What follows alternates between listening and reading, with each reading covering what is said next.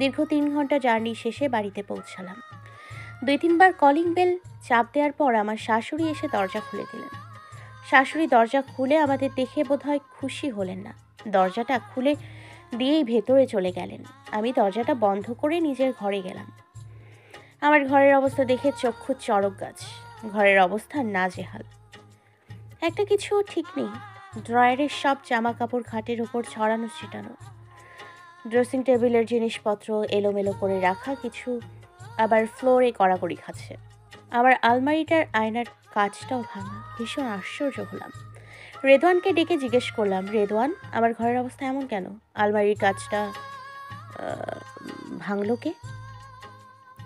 রেদওয়ানও বিস্মিত হলো, বলল, কি করে বলবো আয়ু? ভীষণ খারাপ লাগছে। শাশুড়িকে গিয়ে জিজ্ঞেস করলাম, আম্মা, আমার ঘরের এই অবস্থা কেন? তো কেমন অবস্থা থাকবে তোমার ঘরের? আসমানে গিয়ে পয়সা থাকলে ঘরের অবস্থা তো এমন থাকবই। আমার আলমারির কাঁচ ভাঙলো কে? এত জবাব তোমারে দিমু কেন? তোমার ঘরে যে ঠিক আছে সেই শুক্রিয়া করো। গেছিলাই তো আইলা কেন? মাইন্সের ঘাড়ে খাওয়ার অভ্যাস হয়ে গেছে। আমি আর কিছু বললাম না। অযথা কথা না বাড়ানোই ভালো। আমি নিশ্চুপভাবে ঘরে চলে গেলাম। কিন্তু শাশুড়ি থামলেন না। তিনি আমাকে আরো নানান কথা শোনাতে থাকলেন। আমি ঘরে এসে চুপচাপ সব গুছিয়ে নিলাম। ঘরের অবস্থা দেখে মনে হচ্ছে আমার ঘরে তল্লাশি হয়েছে। কিছু খুঁজতে গিয়ে ঘরের সব জিনিসপত্র একাকার করে দেয়া হয়েছে। ব্যাপারটা কিছুটা আঁচ করতে পারছি। নিশ্চয়ই কাজটা আমার শাশুড়ির। তিনি ছাড়া এই কাজ আর কেউ করতে পারেন না। নিশ্চয়ই তিনি আমার ঘরে আলমারির চাবি খুঁজেছেন। হতাশ হলাম প্রচুর। আমি প্রথমে ড্রয়ারটা গুছিয়ে ঘরটা পরিষ্কার করে ড্রেসিং টেবিল গোছালাম। ড্রেসিং টেবিল গোছাতে গিয়ে মনে পড়লো আমার নুপুর জোড়া ড্রেসিং টেবিলের ড্রয়ারে ছিল, কিন্তু এখন নেই। গোছানো ড্রেসিং টেবিলের সব এলোমেলো করে আবার নুপুর জোড়া খুঁজতে লাগলাম। নুপুর জোড়া আমার খুবই প্রিয়। রেদওয়ানের থেকে দিয়েছিল। রেদওয়ানের থেকে দিয়েছিল সেদিন। আমার বাসর রাতের উপহার ছিল ওগুলো। সারাটা ঘর তন্ন তন্ন করে ওগুলো খুঁজেও পেলাম না। রেদওয়ানকে বললাম, আমার নুপুর জোড়া পাচ্ছি না রেদওয়ান। ড্রেসিং টেবিলের সামনে রেখেছিলাম। করে দেখো, সেখানে রাখলে আর কোথায় যাবে? আমি চিৎকার করে বললাম, আমি গোছানো জিনিস এলোমেলো করে খুঁজলাম, পেলাম না, আর কত খুঁজবো? রেদওয়ান কিছু বলল না। উঠে আমার শাশুড়ির কাছে গেল। শাশুড়িকে জিজ্ঞেস করলো, খুঁজে দেখো, আয়রার নূপুর জোড়া পাচ্ছে না। ড্রেসিং টেবিলের মধ্যে রেখে গিয়েছিল, এখন আর পাচ্ছে না। এগুলো কোথায়? আমার শাশুড়ি তেজ দেখিয়ে বললেন, তোর বইয়ের নূপুরের খবর আমি কেমনে জানবো? বাড়িতে তো আর আমরা ছিলাম না যে আমরা জানবো। তুমি ছিলা তাই তোমারই জানার কথা। জুলি আর শান্তিও তো বাড়িতে নেই। আমার শাশুড়ি রেদওয়ানের কথা শুনে হাই হুতাশ করতে লাগলেন। বললেন, তার মানে তুই কইতে চাইছস আমি তোর বইয়ের নূপুর চোরা চুরি করছি? আমার এই দিনও দেখতে হইল। নিজের পোলা পাইন আমারে চোর বানাইয়া দিল। মা বাপের আর কোনো কদর রইল না। পোলা পাইলা বড় করলাম, পোলার চোর বানাইয়া দিল। আল্লাহ গো, তুমি কই বইসা দেখো গো। শাশুড়ি ন্যাকা কান্না শুরু করে দিলেন। রেদওয়ান তাকে আর কিছুই বলল না, চুপচাপ ঘরে এসে পড়ল।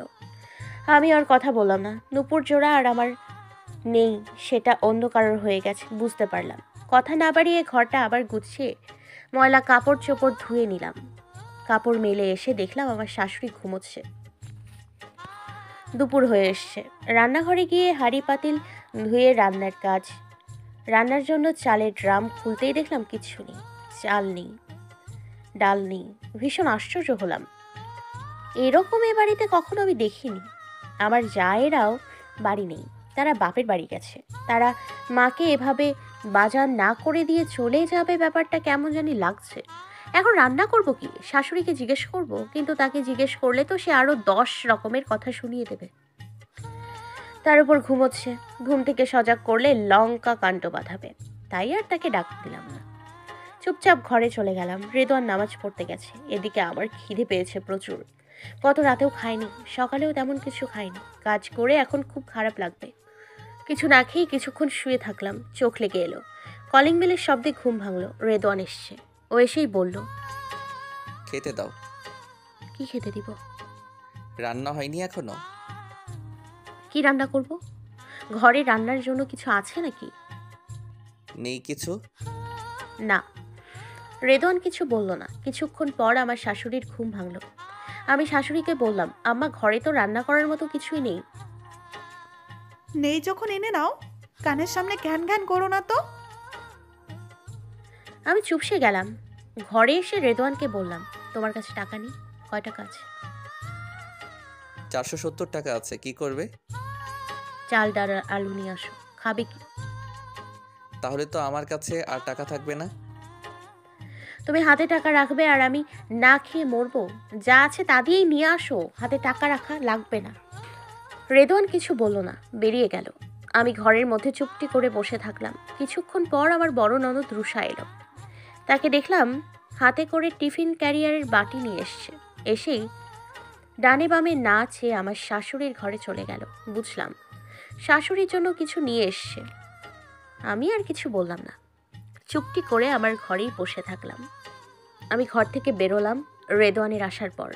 ও আমার কথা মতো চাল ডাল নিয়ে এসছে। চাল ডাল ধুয়ে চুলায় বসিয়ে ঘরে গেলাম।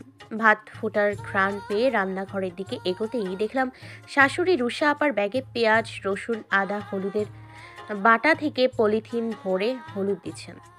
আমি হাঁ করে তাকিয়ে শুধু দেখেই গেলাম। এবার বুঝলাম বাড়িতে এসে কেন চাল ডাল পাইনি।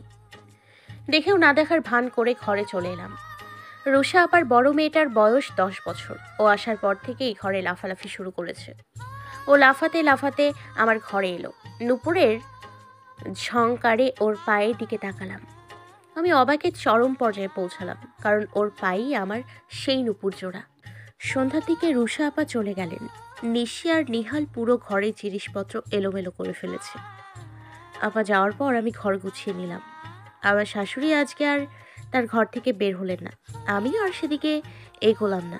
তার প্রতি প্রচণ্ড ক্ষোভ জন্মেছে মনে।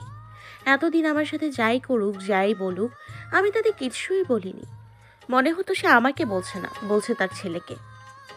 তার ছেলের চাকরি নেই দেখেই তো এত বলা বলি। আর সেটা তার তো কোনো অপরাধ নয়। সে মা, যা ইচ্ছে বলতেই পারে, আমার তাতে কিচ্ছু আসে যায় না। কিন্তু এবার তিনি তো মাত্রা অতিক্রম করলেন। আমার জিনিস নিয়ে দিলেন নিজের নাতনিকে। ভাবতে অবাক লাগছে। এই শাশুড়ি কি আমার সেই শাশুড়ি যে কিনা আগে কথায় কথায় আয়রা আয়রা বলে মুখ ব্যথা করে ফেলতো? যে আমি কি করলাম, কি খেলাম তা মুহূর্তে মুহূর্তে জিজ্ঞেস করতো। সে এখন আমার প্রতি বিরক্ত। এখন আমাকে দেখলে তার মুখে বিরক্তির ছায়া ব্যতীত মমতার স্পর্শ দেখা মুশকিল। যাই হোক, মেনে নিয়েছি, কিন্তু বাড়াবাড়ি তো আর মানতে পারি না। আজ এক জিনিস নিয়েছে, কাল আরেক জিনিস নেবে, পরশু আরেক।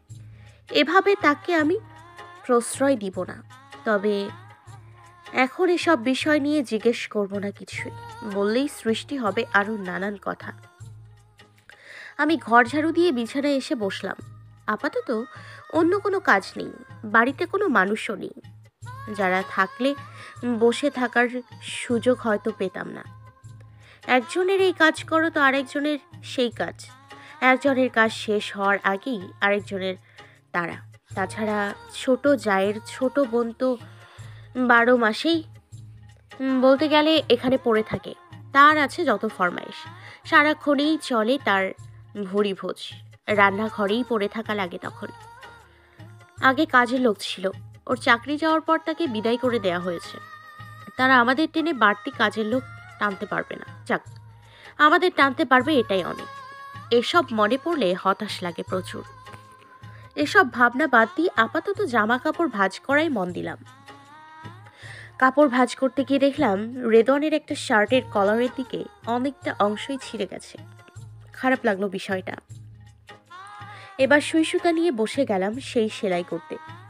কিছুক্ষণ পর পাশের বাসার নতুন ভাবি এলেন। তারা এই বাসায় এসছে গত মাসে। তার সাথে ততটা পরিচিত নই আমি। সে হঠাৎ আমাদের বাসায় কেন এলো ঠাউর করতে পারছি না। তবুও কথাবার্তা স্বাভাবিকভাবেই বলছি। ওনার নাম স্বর্ণা। বেশ ভালো লাগলো তার সাথে কথা বলে। ভাবি বেশ মিশুক। তার সাথে অনেক কথা হলো সুখ দুঃখের। তিনিও আমার জন্য আফসোস করতে থাকলেন। আফসোস করলেই কি কিছু আর হবে? হঠাৎই ভাবি বললেন, ভাবি, ভাইয়া কি টিউশনি করবে? আমার বান্ধবীর দুটো ছেলে আছে, ওদের পড়াশোনার জন্য টিচার খোঁজাখুঁজি করছিল। আপনি যদি বলেন আমি ভাইয়ার কথা ওকে বলতে পারি। তার কথায় চমকে গেলাম অনেক। বললাম, ঠিক আছে, আপনার ভাইয়া বাড়ি আসুক, আমি বলে দেখি। সকালেই আপনাকে জানাবো এই বিষয়ে। ভীষণ ভালো লাগছে। যদি দু একটা টিউশনি করে তবেও হাত খরচের পয়সাটা হবে। কিছুক্ষণ পরেই আমার শাশুড়ি আমার ঘরে আসলেন। তিনি এসেই মুখটা কালো করে নিলেন, বললেন, সারাদিন গল্প করলেই কি হবে? বাড়িতে কি কোনো কাজ নেই? সেই কখন থেকে দেখছি গল্প করেই যাচ্ছ। এত কিসের কথা শুনি? কথার বেলায় তো ভালোই পাকা বুড়ি হয়েছ, আর কাজের বেলায় তো ঠন ঠন। নানান কথা বলতে লাগলেন তিনি। আমি চুপচাপ শুনতে লাগলাম। এসবে এখন অভ্যস্ত হয়ে গেছি। স্বর্ণা ভাবি চলে গেল। রাত 10টায় রেদওয়ান বাসায় আসলো। তার মুখ দেখেই মনে হচ্ছে মন ভীষণ খারাপ। আসার পর থেকে মন মরা হয়ে আছে। আমি তার কাছে গিয়ে জিজ্ঞেস করলাম, কি হয়েছে, মন খারাপ কেন? ও কিছু বলল না।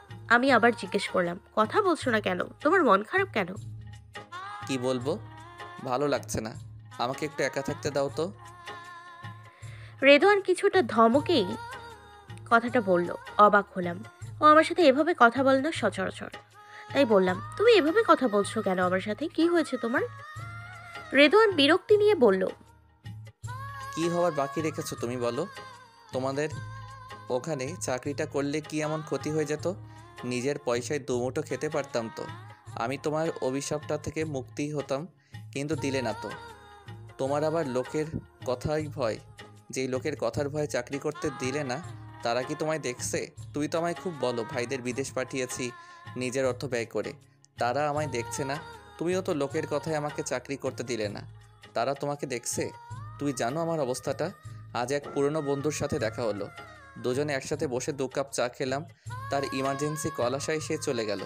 আমি চাইর বিলটা মিটাতে পারিনি। জানো এটা আমার জন্য কতটা লজ্জাজনক ছিল? এরপরও বলবে কিছু হওয়ার বাকি রেখেছো তুমি? আমি চুপ করে রইলাম, কিছু বলতে পারলাম না।